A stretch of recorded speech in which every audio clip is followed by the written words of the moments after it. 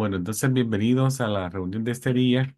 Vamos a hablar sobre lo que es el electrocardiograma, que es un estudio de rutina actualmente y que se hace en cualquier lugar, ¿verdad? Clínicas, hospitales, ambulancias. Vamos a hablar de eso durante el transcurso de la noche.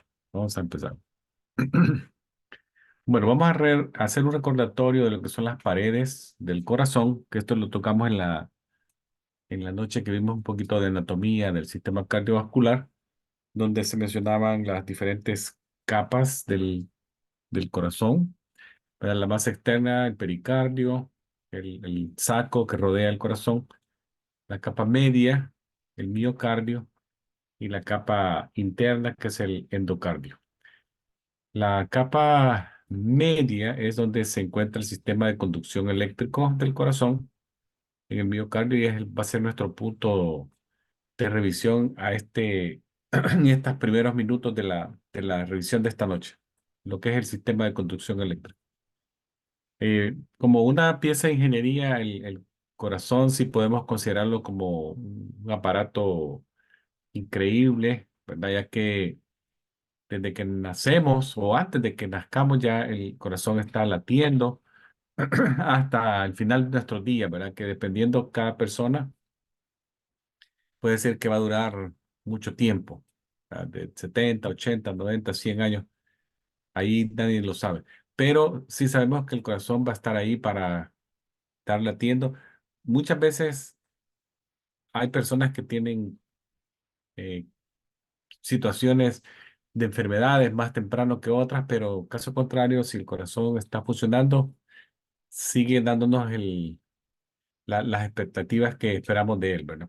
Entonces, un corazón late aproximadamente de 80.000 a 100 veces diarias, bombea aproximadamente en un día hasta 2.000 galones de sangre.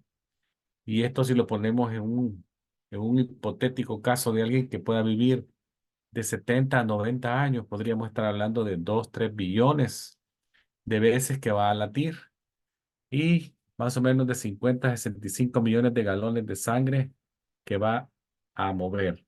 Entonces, por eso digo que es una pieza increíble de ingeniería.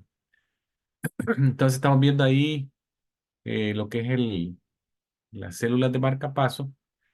Ya solamente como recordatorio, el corazón tiene dos tipos de células básicas. La primera es las células mecánicas, que son las del miocardio, las que hacen la contracción, básicamente. Estas células mecánicas contienen filamentos contráctiles que se contraen cuando son estimulados por electricidad. Pero su función primaria es esa, contraerse y relajarse. Ahora, las otras células son las eléctricas, son las células de marcapaso, que son aquellas que generan impulsos eléctricos y los mueven a través del sistema de conducción. Ellas conducen, el sistema de conducción conduce este estímulo de una manera tan veloz, increíble, ¿verdad? Estamos hablando de milisegundos. Y su función primaria es ser automáticas y conducir, ¿verdad? La célula de marcapaso será con automaticidad, y el sistema es conducir el estímulo a distancias. Entonces, el ritmo y la frecuencia está controlado por las células de marcapaso. Estas células son una parte esencial de la conducción, del sistema de conducción. Entonces, se genera energía en este grupo, ¿verdad? Básicamente, es un, son un grupo de células que están en ciertos puntos, ya se los voy a mencionar, que tienen esa propiedad única, que es generar potencial de acción de forma espontánea, sin la participación del sistema nervioso de cada persona. Ellas son autónomas, espontáneas. El impulso se genera y se mueve en una sola dirección. En la diapositiva que tenemos al frente en este momento, vamos a ver en el dibujo unas flechas de color amarillo que nos muestran que el impulso viaja en una sola dirección, ¿verdad? De la célula de marcapaso hacia afuera, y luego moverse en una sola dirección, alejándose de la célula de marcapaso a través de estos circuitos intrincados que son los sistemas de conducción. Entonces, ¿qué resulta de todo esto? Básicamente resulta dos cosas, la contracción del músculo y posteriormente la relajación. También existe un electrolito involucrado en este evento, que es el calcio, ¿verdad? Que es importante que exista este específico electrolito para la contracción. Entonces, el sistema de conducción inicia en el nodo SA, que lo conocemos como el marcapaso natural o el marcapaso fisiológico del cuerpo de la persona, una pequeña masa de células especializadas que se localiza en la parte superior del atrio derecho, o sea, a la entrada de la cámara, por la zona de la vena cava superior. Ahí está el inicio de la frecuencia, ¿verdad? Saliendo del marcapaso esto, del SA. Ahí se genera el impulso y ahí lo que pase ahí es lo que nos va a determinar la frecuencia cardíaca.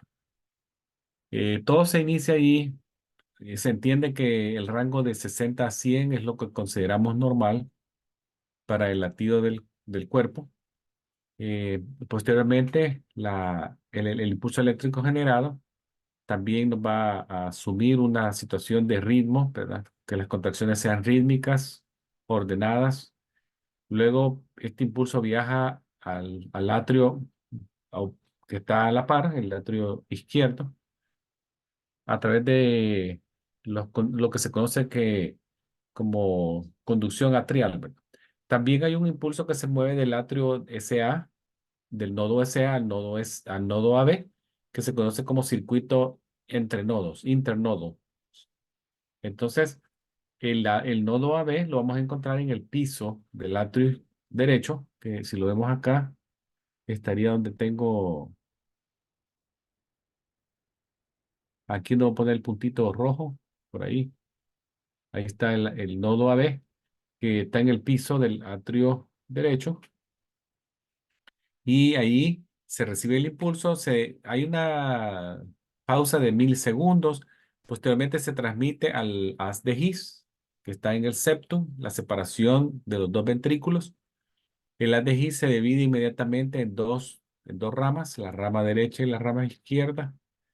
Estas posteriormente van a terminar en otro circuito muy complejo llamado fibras de Purkinje, que son aquellas que ya diseminan el final del impulso a lo que son las zonas del ventrículo, los dos ventrículos. Entonces, cuando ya el impulso alcanza al ventrículo, la estimulación del miocardio va a causar depolarización de las células en esa zona y una contracción ocurre. El nodo AB también sirve como una puerta para detener impulsos eléctricos y previene que un número excesivo de impulsos atriales puedan entrar al ventrículo, especialmente cuando hay focos ectópicos en el atrio, lo vamos a ver más adelante. Cuando hablamos de aleteo atrial o fibrilaciones atriales, algunos logran pasar, otros no, pero este nodo AB sirve como el guardapuerta que le dicen, ¿verdad? El nodo SA y el nodo AB también hay que aceptar que también, si es cierto que el nodo SA no necesita del sistema nervioso central para generar su impulso, no podemos negar que sí también está de alguna manera inervado esa zona por el sistema nervioso autónomo, para ser específico, el simpático y el parasimpático.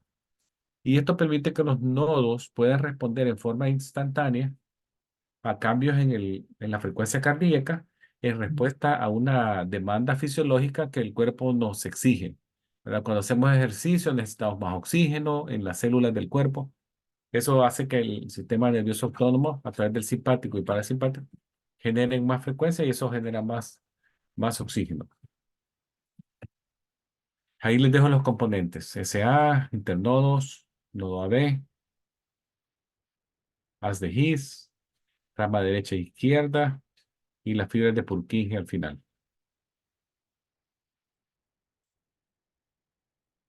Ahí les dejo también una fórmula muy sencilla para calcular gasto cardíaco.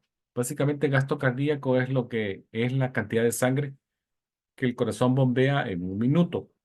Entonces hay una fórmula bien sencilla que es multiplicar básicamente el volumen de un latido, ¿verdad? Que cuánto se genera de volumen movido en un latido, que se acepta 72 ml, y se multiplica por la frecuencia cardíaca en ese instante. En el ejemplo que les pongo ahí, les pongo 72, sería el volumen latido, por 100 que tiene la frecuencia en ese momento la persona. Tenemos un gasto cardíaco de 7200 ml o 7,2 litros por minuto. ¿Verdad? Es una fórmula bien sencilla de responder, ya sea que nos den la frecuencia, que nos den el gasto cardíaco, que nos pregunten cuánto hay de frecuencia, todo eso. Ahora, veamos un poco de fundamentos del electrocardiograma. ¿Verdad? ¿Cómo es que funciona esto?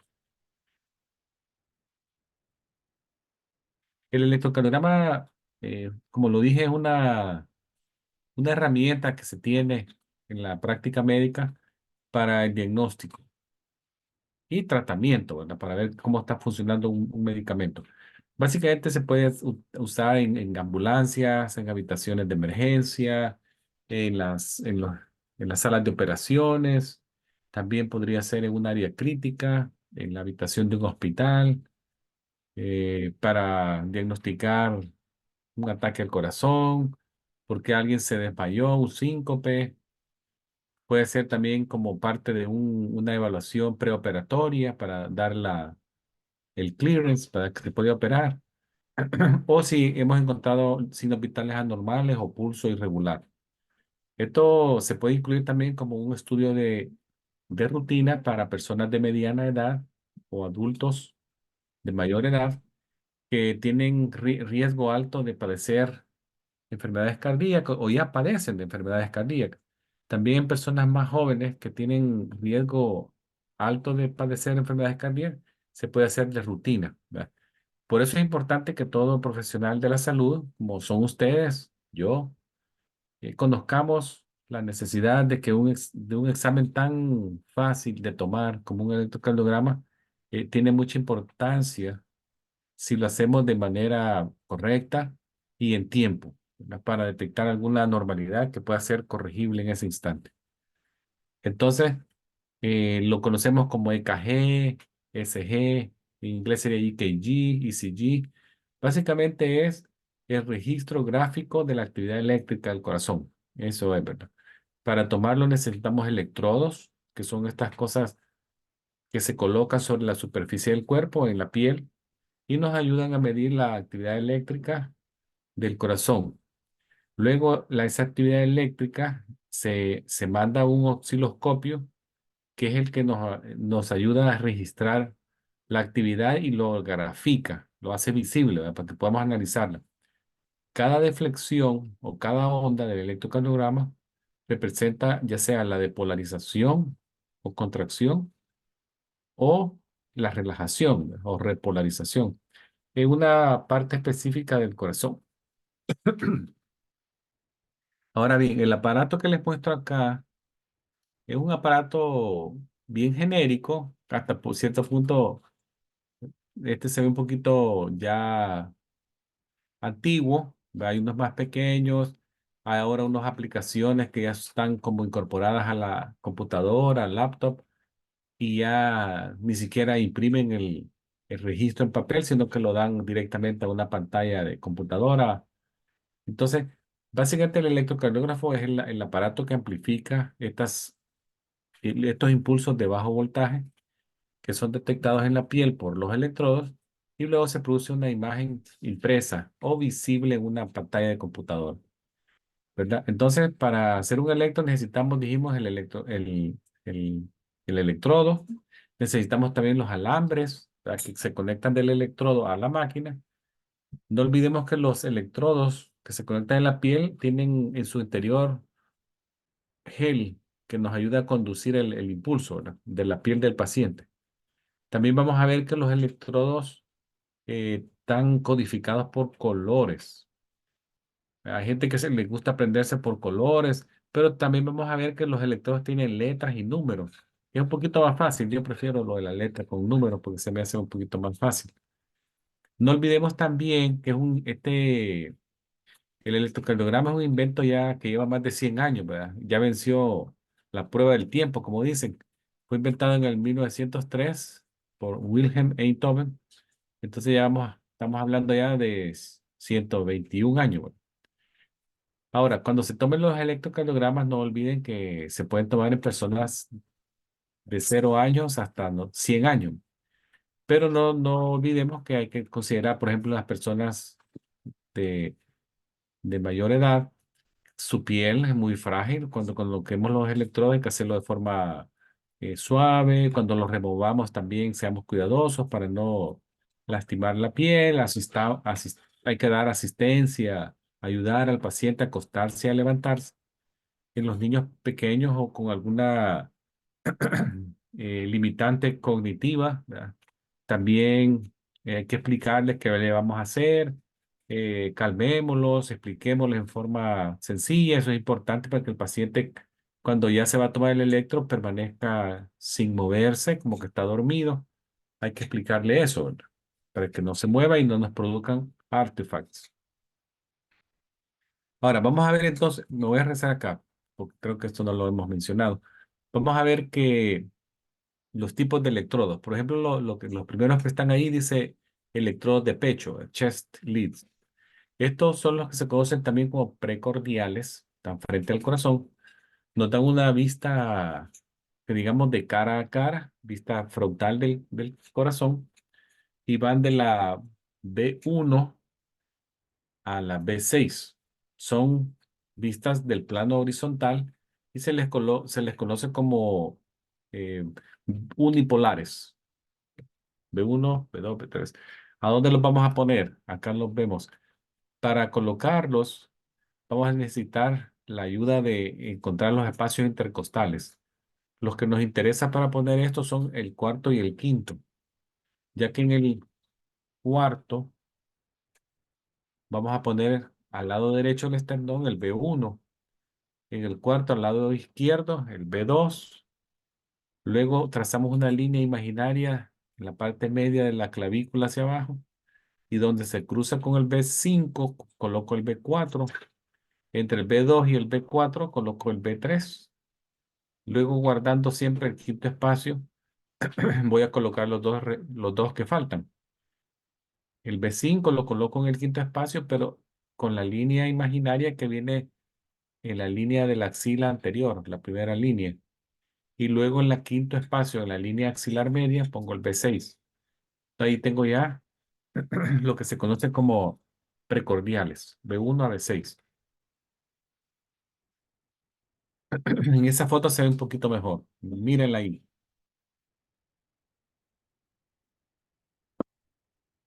Es obvio que, por ejemplo, el B5 y el B6 me va a dar vistas. Recuérdense que el corazón más o menos va a estar más o menos así, ¿verdad? Más o menos.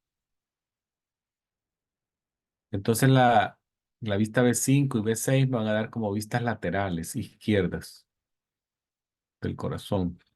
Y las vistas estas van a dar como vistas frontales, ¿verdad? Las anteroseptales. Como que si lo estuvieran viendo de frente al corazón y luego un poquito de lado en el B5 y el B6. Ahora, para la industria médica, lo que se conoce monitoreo solamente necesitan tres electrodos. Aquí les muestro yo dos dibujos, ¿verdad? Se ponen dos en la parte superior, más o menos en el segundo espacio intercostal, y uno en la parte inferior izquierda, y con eso es suficiente. Esto se usa para monitorear, solamente monitorear.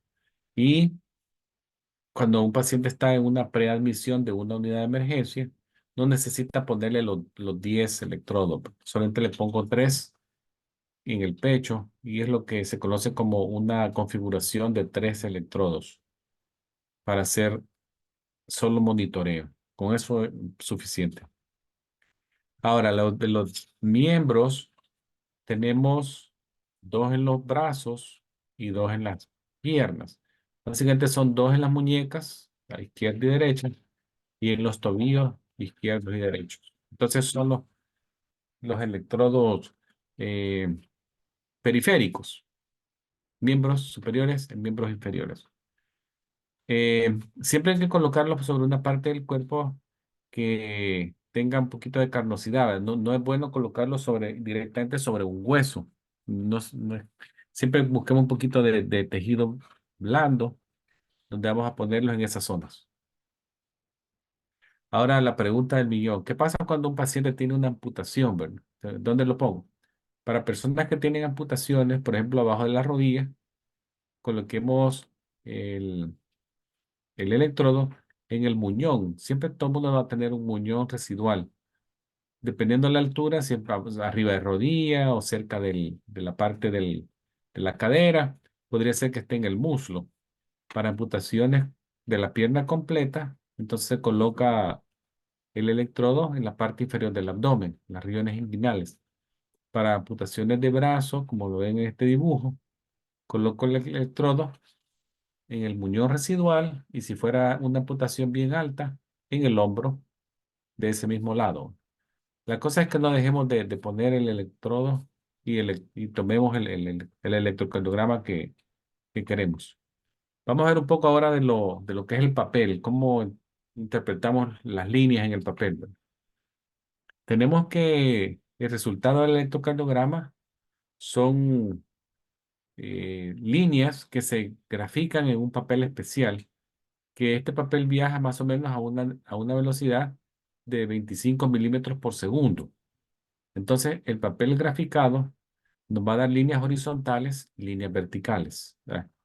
Y estas líneas horizontales y verticales que se van a ir dibujando lo hacen sobre un papel como cuadriculado, ¿verdad? Que está lleno de rayas, que básicamente son líneas verticales que dividen al papel en cuadros pequeños y en cuadros grandes. Cada cuadro pequeño va a medir 1 milímetro y el cuadro grande 5 milímetros. Lo importante aquí a reconocer es que la línea horizontal nos va a medir el tiempo, esta línea plana mide tiempo, y las líneas verticales, cuando se van para arriba, miden voltaje. Entonces es la diferencia. Entonces vamos a ver que cada cuadro pequeñito acá, si yo aquí le hice un zoom váyanse conmigo al mano izquierda, donde yo le puse aquí números 1 al 5. Cada cuadrito pequeño mide 1 milímetro, pero el valor en tiempo es 0,04 segundos cada uno. Si yo pongo 5 pequeños, se me forma un cuadro grande. Ustedes ven 5 horizontales, forman 0,2 segundos en tiempo. ¿Verdad? Cuando ya lo medimos, esto mide 0,2 segundos. Y si pongo 5 de estos juntos, es un segundo.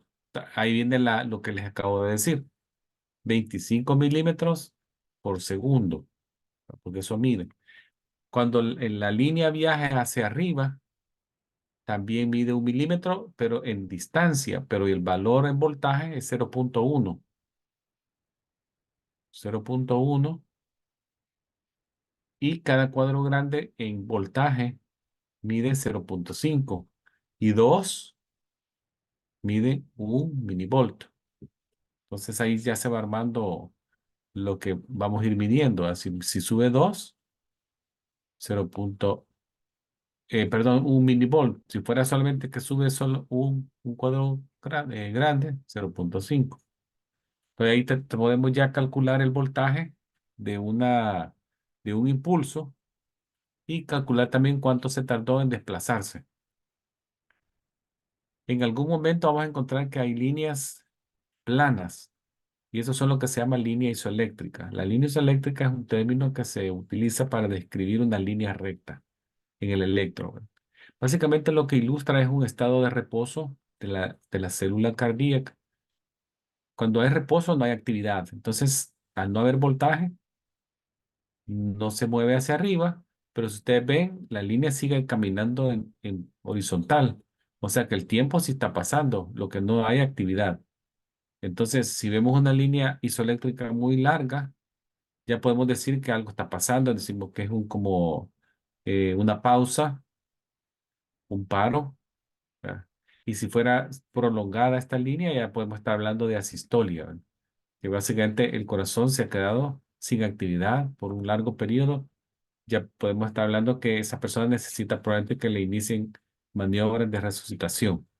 Entonces la línea isoeléctrica representa básicamente si está en un gráfico normal, representa el comienzo y el final, el punto de comienzo y final de las 5 ondas principales del ciclo cardíaco, que ya lo vamos a ver. Bueno, aquí les resumo lo que acabamos de estar hablando. ¿Verdad? Cada cuadrito pequeño mide 0.04, en horizontal, en vertical 0.1, 5 de ellos 0.20, 5 de ellos hacia arriba 0.5, 2 de ellos 1 milivolt y 5 de ellos horizontales 1 segundo. Ahora veamos las principales ondas del electro, ¿verdad? Tenemos la onda P, que si la ven aquí en la mano derecha, en la parte superior, vamos a ver la onda P. Ven que viene una línea isoeléctrica, luego la onda se va para arriba. Esa onda P básicamente corresponde a la depolarización del atrio o la contracción del atrio. Luego tenemos el complejo QRS, la primera deflexión hacia abajo negativa después de una onda P es una Q. QRS, entonces el complejo QRS representa la depolarización o contracción del ventrículo y la onda T, que es la última parte acá de las 5 principales ondas, es la repolarización del ventrículo o el momento de reposo, la recuperación del ventrículo se está dilatando y se está llenando de sangre nuevamente. La onda P, QRS y T. Ahora bien, también hay otras medidas que se pueden sacar, son segmentos. Tenemos el segmento ST, que es una parte bien pequeña, básicamente es una línea isoeléctrica desde el final de la contracción del ventrículo hasta el inicio de la relajación del segmento ST. Y el intervalo QT es algo más largo, básicamente representa desde el momento que se contrae el ventrículo hasta el final de la dilatación, o sea, cubre desde la Q hasta el final de la T, el intervalo QT.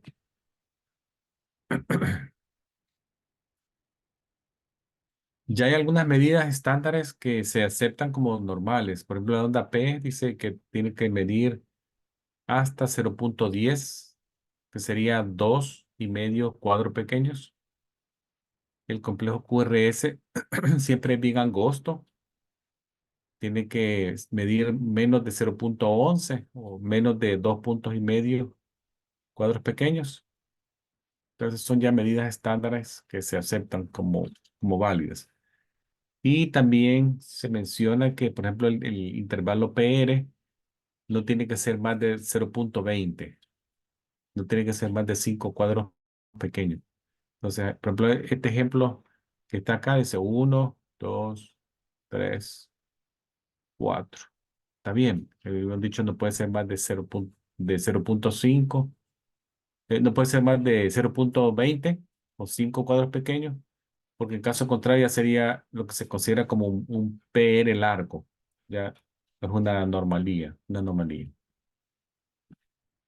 Vamos a ver este video para que lo vean y van a ver cómo toman un electro este estudiante de medicina.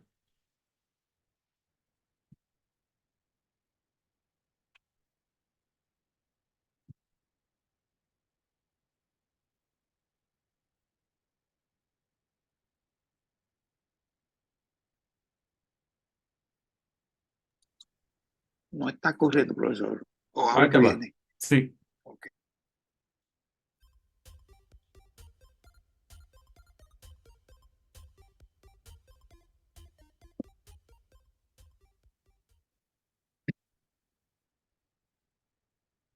Hi there, I'm David. I'm one of the medical students. Thanks for coming in today. Can I just confirm your name and date of birth? Sure, it's James Alexander, 30th of December 1989. Okay, James. I'd like to do an ECG today. It's an electrical tracing of your heart. It's going to involve me placing some sticky pads on your chest, arms, and legs and measuring the electrical activity of your heart. Would that be okay? Yeah, that sounds fine. For this, I'm going to need you to take your top off and just lie down on the couch for me. Is that okay? Yeah. Good. Are you comfortable where you are? Yes, I am. Do you have any pain in your chest at all? No.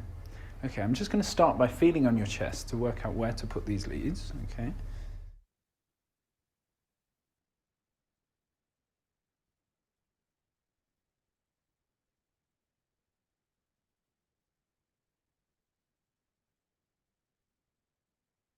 I'm just going to place some sticky pads on.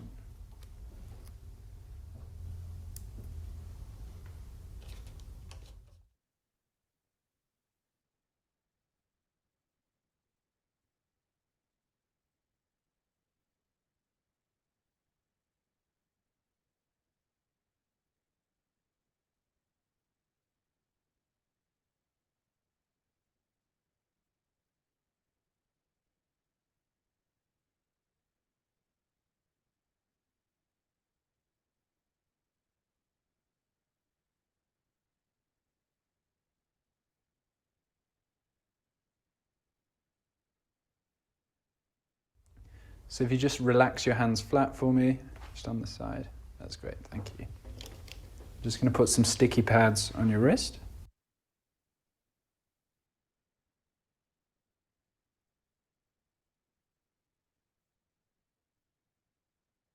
No. And on your ankles as well.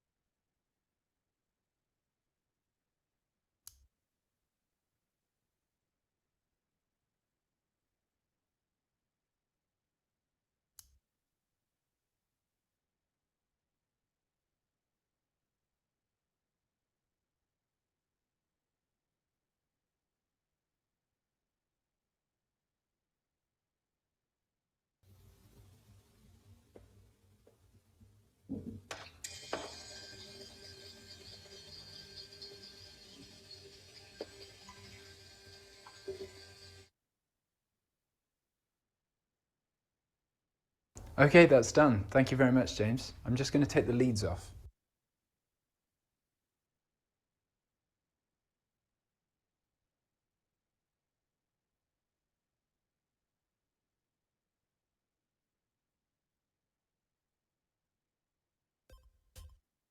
Bueno, vimos ahí el video de la toma de un electrocardiograma.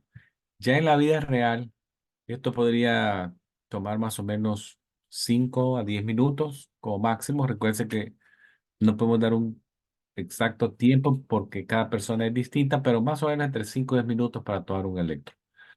Siempre aquí les dejo una fotografía del video para que veamos que el paciente está acostado supino, ¿verdad? Viendo al frente en ángulo de 45 grados, que sería un semi-Fowler, con sus manos o brazos al costado.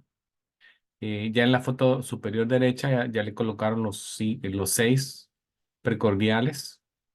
Luego en la foto inferior izquierda vemos que tienen los precordiales y los del miembro superior e inferior. Paciente 45 grados, sus brazos apoyados sobre su cuerpo. Se le pide que no se mueva y se toma el electro. Luego, no se le retiran los electrodos hasta estar seguro que el electro es satisfactorio. O sea, que no hay artefacts, que son, ya les voy a explicar qué son los artefacts. Y vamos a ver que eso es bien importante porque en caso contrario, yo retiro los electrodos y no es satisfactorio, hay que ponerle todo de nuevo. Entonces esperemos que el proveedor diga que está bien y yo le voy a hacer, pueden quitar los electrodos. La mayoría de resultados ya vienen como este que ven acá, traen una lectura no confirmada. Algunos ya le dicen ahí electrodo normal, ritmos de seno, sinusal normal o anormalías, se encuentran disritmia en este tipo y todo eso. Le ayuda en la interpretación, pero al final la última palabra la tiene el médico tratante, ¿verdad? Ahora vamos a ver qué son los artefacts. son básicamente líneas erróneas que pueden ser irregulares en forma, curvilíneas, líneas ondulantes, trazos erráticos en las ondas del electro.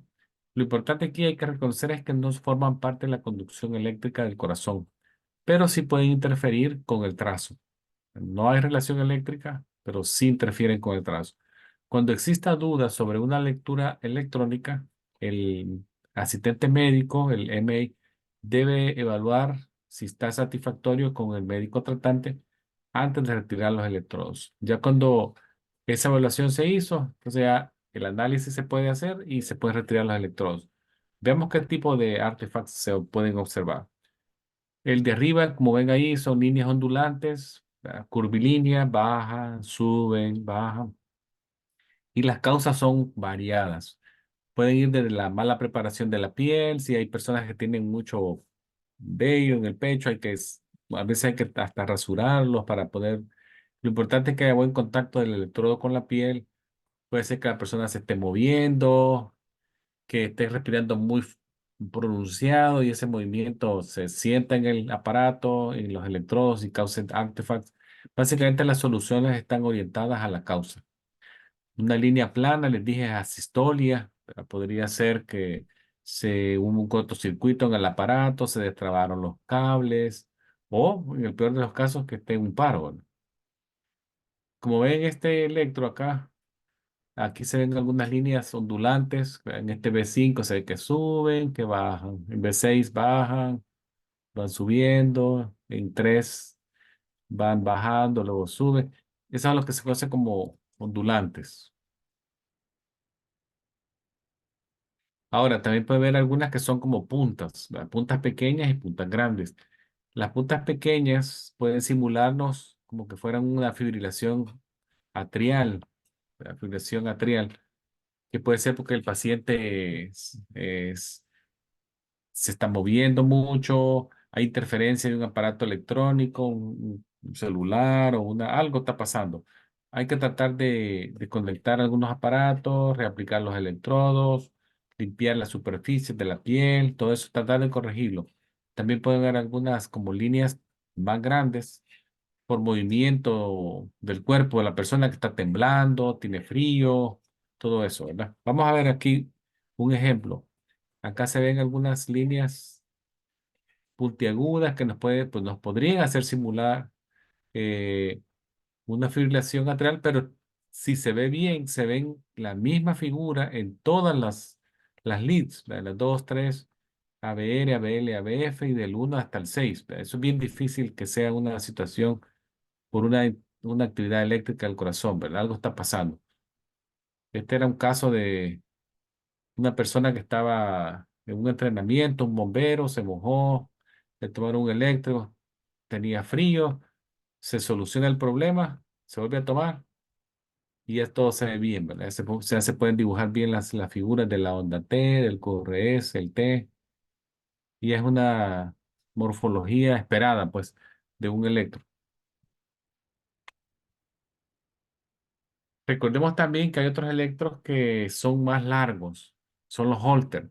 Recuérdense que el electro es como una foto, que solo en el momentito que yo lo tengo el paciente ahí tiene ese trazo.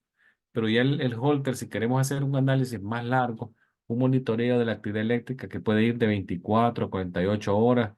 Ahora hay unos Holter que se pueden andar hasta 2 semanas, 20 días, como el que está aquí en esta foto de la derecha.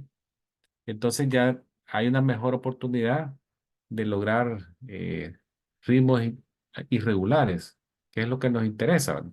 Recordemos que un Holter puede monitorear latidos cardíacos por largos periodos. Ya solo en un periodo de 24 a 48 horas podríamos encontrar hasta 100.000, 120.000 latidos. Imagínense cuántos más se pueden analizar si los se dejan 7 días, 14 días, 20 días.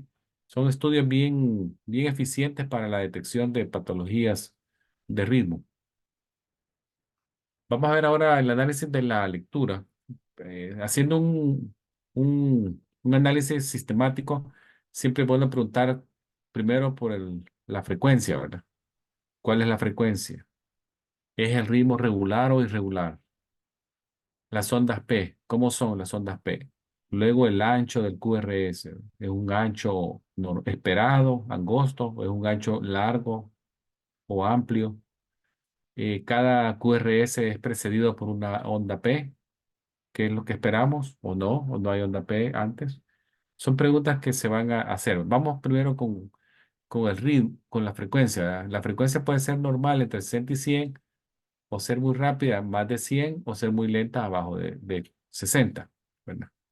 Guardando la forma normal, ¿verdad? Solamente es más rápido, más cerca. Estas puntas que vemos aquí hacia arriba son las R. La R aquí está bien separada, pero si usted la ve, están a las mismas distancias, equidistantes una de la otra. Solo lo que están es separadas, lentas. ¿Cómo las podemos obtener? Tenemos un método que se llama este de los 6 segundos. Básicamente, contamos las R's en un periodo de 6 segundos. Entonces, en este ejemplo acá, 6 segundos serían 30 cuadros grandes. Contamos que hay 7 puntas o 7 R's. Entonces, ya lo multiplicamos por 10, me sale la frecuencia, ¿verdad? 70. Esta es fácil y rápida. 6 segundos, lo que encuentra ahí por 10. Hay otra que se llama, esta es la que está en la C acá, es el método de los 1500. Básicamente es encontrar el número de cuadros pequeños entre dos R's consecutivas y lo divido, ¿verdad? Lo que me salga me sirve para dividir el 1500. Por ejemplo, en este caso hay 30, 29, 30 por ahí. Entonces lo divido el 1500 entre el número de cuadros pequeños, ya sea 30 o 29, y me sale el valor, ¿verdad? Ese valor, un valor bastante exacto, y en este caso me salieron 50. Pero esta es la única variante aquí, es que solamente se puede utilizar en cuadros que son regulares, que es decir, cuadros, electros que tienen distancias, las R's iguales. Ahora, si es irregular el ritmo, puedo utilizar el método de los 6 segundos, me funciona. Y hay otro que se llama el ritmo de la secuencia, que es el que está aquí arriba, que entre R y R, en el primer cruce de dos cuadros grandes, yo marco, en el segundo marco, marco, marco, marco aquí, y hasta donde encuentro la R consecutiva. Luego le doy un valor que ya está predestinado, que es 300, 150, 100, 75, 60, 50, y entonces la puntita que esté más cerca del número determinado, yo ahí lo redondeo, ¿verdad? En este caso veo que la punta de la R final está enfrente del 50 y casi en el 52, ¿verdad? Entonces podría decir yo que es un 51 más o menos. Entonces ya tengo un valor 51 que también, si lo vemos, es una bradicardia. Entonces esa es la frecuencia. Ahora, para el ritmo, recordemos que el ritmo es básicamente nos dice con qué regularidad están saliendo los latidos del SA. Es el origen del impulso, ¿verdad? Cómo se originó y en qué regularidad se originó. Entonces siempre comienzo el análisis de izquierda a derecha. Entonces, si yo me voy a la izquierda del trazo acá, veo que las R's son consecutivas, y ahora veo si la distancia es la misma. Para esto yo voy a necesitar probablemente un compás, una regla transparente o un caliper. Ya una vez yo vea que las distancias son iguales, entonces yo digo que el ritmo es regular. Pero si las distancias no son iguales, yo digo que el ritmo es irregular. Y el ritmo irregular siempre son considerados anormales. Entonces, esto en base a las R's. También se pueden medir distancias de las P consecutivas, ¿verdad? Ya midiendo las P. Si son las mismas distancias, las P es una de las otras, que sería el ritmo atrial. Pero aquí lo que se mide es el ritmo ventricular, ¿verdad? Por eso mido las R's, que es el más frecuentemente medido, el ritmo ventricular. Ahora, en el análisis de la onda P, La onda P, recuérdense que significa el impulso saliendo del SA y depolarizando el atrio, contrayendo el atrio. Entonces siempre es en el análisis es bueno identificar primero la P, si está o no está. Luego si hay P antes de un QRS, siempre. Si las ondas P son similares en tamaño, forma y posición. Otra pregunta que uno se puede hacer. Y si su apariencia es normal. La apariencia de ellas es más que todo, no son grandes, ¿no? El voltaje de la P no es mucho, es un voltaje pequeño y tiene una forma así como circular, ¿verdad? Como que fuera el domo de un telescopio. Ya si uno la ve puntuda o abotonada, así con forma de cabeza, ya es normal, ¿verdad? Entonces, las medidas son de 0,06 a 0,12 de duración con una amplitud de 0,5 a 2 milímetros. O sea que dos cuadros pequeños hacia arriba, o sea, es bien pequeñita. Pero ¿qué pasa cuando está grande, verdad? Aquí hay una onda P bien grande que se conoce como onda P puntuda, que nos dice que el atrio derecho podría estar aumentado de tamaño. También hay otra análisis para el atrio izquierdo, cuando la onda P deflexiona hacia abajo negativa, más de un cuadro pequeño. Ahora viene el complejo QRS, que es básicamente este es el que está pasando en el ventrículo, la depolarización del ventrículo. Usualmente es angosto, no más de 0,11 o más o menos serían como 3 cuadros pequeños o menos de ancho, o sea, bien angosto. Lo que sí puede ser L es bien grande hacia arriba. Las ondas R se podrían ir bien enormes, ¿verdad? Hacia arriba, alcanzar hasta 5 o 30 milímetros, que sería ya en millivolt de 0,5 hasta 3 millivolts. Estamos hablando de 5 o 6 cuadros grandes. O sea, se puede ir bien arriba. Ahora, el intervalo PR, que también le da valor el análisis, es el tiempo que se tarda desde que sale del SA, desde que sale el impulso del SA, pasa por el atrio, llega al AB, se detiene un momento, hay una línea isoeléctrica, entra al haz de Higgs, se mueve por el haz de Higgs, rama derecha e izquierda, llega a las filas de Purkinje, pero lo que nos interesa es el momento de la salida hasta que llega al haz de Higgs, acá. Esto es lo que se llama el intervalo PR. Si es normal, no tiene que ser más de 5 cuadros pequeños. Si ya es más de eso, ya podemos decir que es un PR largo y es anormal, ¿verdad? Si es largo. Ahora vamos a ver las, los electrodos. Habíamos dicho 6 en el pecho y 4 en los miembros, ¿verdad? 2 arriba y 2 abajo. ¿Para qué nos sirve todo esto? Bueno, nos sirve para ubicar dónde está pasando la acción, ¿verdad? Por así decirlo. Hemos visto que los B1, B2, B3, B4 son anteriores, la vista anterior del corazón, vistas de frente. El B5 y B6 eran laterales izquierdas, dijimos. Ahora, los otros puntos que se forman, por ejemplo, las bipolares, que son las 1, 2 y 3, nos dan diferentes vistas. Por ejemplo, la bipolar 1, que es la que nos da una vista lateral derecha, ¿verdad? Acá, porque la bipolar va del brazo derecho al brazo izquierdo. Luego tenemos las vistas inferiores, que son vistas de la 2 y la 3 de la mano, el impulso va, el bipolar va de la mano derecha a la pierna izquierda, y este va de el brazo izquierdo a la pierna izquierda. Son vistas inferiores, vistas diafragmáticas, como viendo de abajo para arriba el corazón. Y luego tenemos las vistas, cuando nos iba quedando, otra de las vistas inferiores son de las monopolares, que son esas que se forman del plano del corazón hacia diferentes puntos. El ABF va del centro del corazón hacia el pie izquierdo, la ABL del centro del corazón al brazo izquierdo, y la ABR del centro del corazón al brazo derecho. Entonces ya con esto ya tenemos más o menos las vistas que nos interesan y si algo pasa en esos lugares, ya más o menos yo puedo orientarme si es una situación anterior, inferior, lateral, si es lateral izquierda o más lateral hacia la derecha. Tengo una idea. Pues, esto nos da mucha utilidad en los infartos o las isquemias.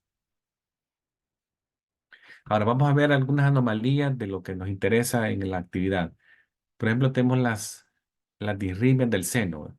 Las disritmias del seno son aquellas que tienen forma normal. Cuando yo digo forma normal, es como lo que espero es ver, ¿verdad? Que sea una onda P, una QRS y una onda T, así. Si eso se ve así, como normal, yo puedo decir que es seno, viene del seno SA. ¿Qué puede pasar ahí? Que sea rápida, que sea lenta, que se desaparezca, que se haga plana, da un paro, o que tenga oscilaciones que están relacionadas a, por ejemplo, a la respiración, ¿verdad? Entonces, es una disritmia que algunos le pueden decir hasta sin ninguna significado de enfermedad, ¿verdad? Cuando el sistema es bien vigoroso, pero tiene alguna enlentecimiento, cuando la respiración se acelera, entonces sería una disritmia del seno, ¿verdad? Entonces, es común entre niños o adultos, de adultos mayores. Entonces, o atletas, se puede ver eso, que vea que la respiración moviliza un poco la frecuencia, la acelera y la desacelera en el ritmo. Ahí les dejo ahí una disritmia del seno cuando se hace una línea plana, que sería una sistolia o una pausa o un paro, ¿verdad? Entonces puede ser pausa o paro. Si es muy larga, ya se considera paro. Si es breve, puede ser una pausa. Aquí estamos viendo una pausa de 12 cuadros grandes, ¿verdad? Sería 2 segundos, 2.2 segundos. Se oye poquito, 2.2 segundos, pero para el corazón 2.2 segundos sin actividad es bien significativo. Aquí es una sistolia, línea plana. Ahora, ¿qué pasa cuando tenemos lo que se llama disritmias del atrio? Son aquellas que se originan en el atrio, pero no vienen del nodo SA, sino que de como marcapasos ectópicos. Otras formas de de estímulos eléctricos están saliendo fuera del SA. Entonces, algunas características son que podría ser que el PR, el intervalo PR sea largo, muy corto, o la apariencia de las ondas P va a variar. Entonces, vamos a ver qué tenemos aquí, de lo más importante de ese tipo de. Tenemos el aleteo atrial, que tiene un patrón muy distintivo que le dicen diente de serrucho, que es muy característico cuando se ven, por ejemplo, acá, vean acá, se ven múltiples ondas P sucesivas que probablemente sí estimulen un poco el atrio, pero no logran penetrar el ventrículo. Entonces se ve P, P, P, hasta que la última logra penetrar, ya pasa el AB y entra al haz de His y se produce un QRS hasta la tercera P consecutiva. Entonces, podemos decir que cada dos o tercera estímulo atrial se logra una depolarización del ventrículo. Entonces, es lo que le dicen eh, patrón en diente de serrucho o aleteo atrial. Siempre se ve mejor si se ve en la línea 2, 3 y ABF. Ahora, la fibrilación atrial ya un poquito más desordenado el ritmo y vemos que en la zona del AP acá tenemos una actividad eléctrica desorganizada, muy irregular y es muy poca efectiva en la contracción del atrio. Las ondas P muchas veces no son visibles porque solamente se ven como puntas una tras de la otra, que son reemplazadas las P por unas ondas que se conocen como ondas fibrilares o ondas de pico. Entonces, los pacientes podrían experimentar esto en forma crónica y ponerlos en un riesgo de formar coágulos en el atrio. Y esto producir probablemente un derrame, una muerte súbita cardíaca, hasta la han asociado con demencia, a tener fibrilación atrial o AFib y infarto del miocardio. ¿verdad? Muchas veces estos pacientes van a necesitar anticoagularse con warfarina, heparina y a un montón de productos ahora que hay en el mercado, Eliquis y así por el estilo, para tenerlos anticoagulados y que no formen coágulos. Ahora, ¿qué pasa cuando la acción anormal está pasando no en el atrio, sino que en el ventrículo? Esto es lo que se conoce como disritmias ventriculares. Básicamente son anomalías del ritmo normal, pero que está pasando en el ventrículo. ¿verdad? Muchos expertos en la materia, que se ven los cardiólogos, estiman que muchas muertes súbitas cardíacas ocurren en Estados Unidos en gran número, más o menos 300.000 cada año, y son a causa de estas disritmias, ¿verdad? Disritmias ventriculares. Y de ellas, dentro de la clasificación de ellas, la fibrilación ventricular es el número uno. Tal vez un tercio de las muertes atribuibles a disritmias ventriculares son lo que se conoce como fibrilación ventricular. Vamos a verlas.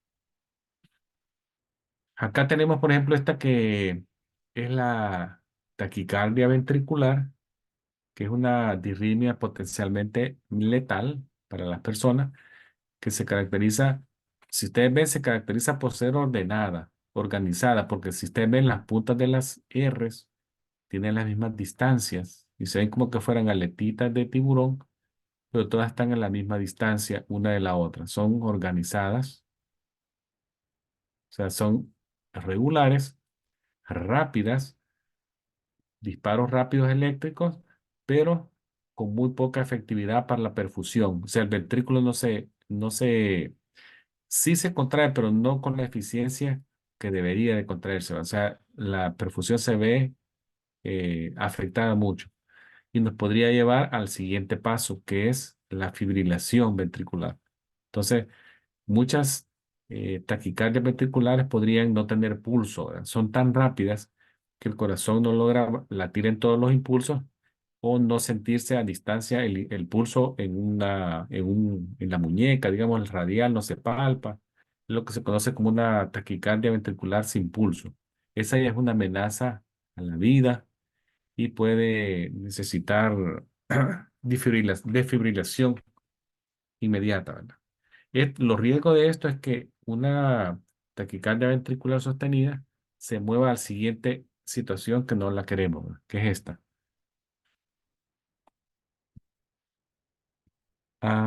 Esta creo que esta sería la taquicardia, esta sería la fibrilación.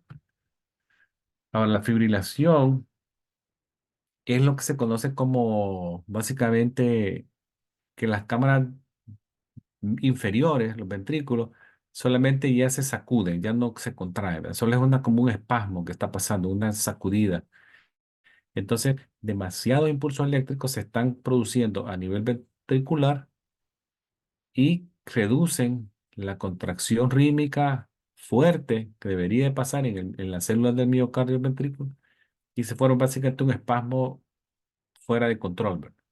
La fibrilación ventricular sí podría convertirse en una arritmia letal que puede resultar en una pérdida súbita de la conciencia de alguien, que no haya pulso, que se produzca una muerte cardíaca en ausencia de tratamiento. Si el paciente, imagínense, pues, estuviera él solo en una habitación, en un vehículo, en donde sea, sin auxilio, entonces cerca del 70% de las víctimas que sufren paros cardíacos son fibrilaciones ventriculares muchas veces, ¿verdad? Y sin tratamiento, la muerte clínica puede venir en cuestión de minutos, ¿verdad? Para esa persona. Entonces, cuando el ritmo ventricular, la taquicardia ventricular se convierte en fibrilación, ya el ritmo predominante es la fibrilación, o sea, el desorden. Si ustedes ven aquí, ya no es rítmico, ya no es organizado, sino son Rs desorganizadas a diferentes distancias y diferentes anchos,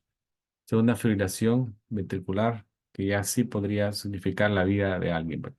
Entonces son conocidas como disritmias letales que pueden al nomás identificar a un paciente con este tipo de patrón, siempre es bueno revisarle el pulso. Y si no hay pulso y el paciente puede caer en conciencia, perder la conciencia, comenzar CPR y preparar para desfibrilarlo, ¿verdad? Lo más pronto posible.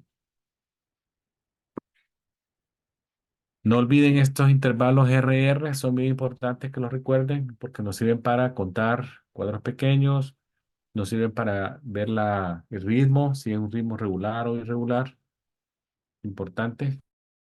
Entonces se llaman RR. Siempre son las puntitas que van a ver de los QRS, son las Rs, y nos puede servir para mucho, la frecuencia cardíaca, ritmo cardíaco, y siempre vean que una QRS sea antecedida de una P. Bueno, acá era la presentación que les traía esta noche. No sé si tienen alguna pregunta sobre el electro o algo.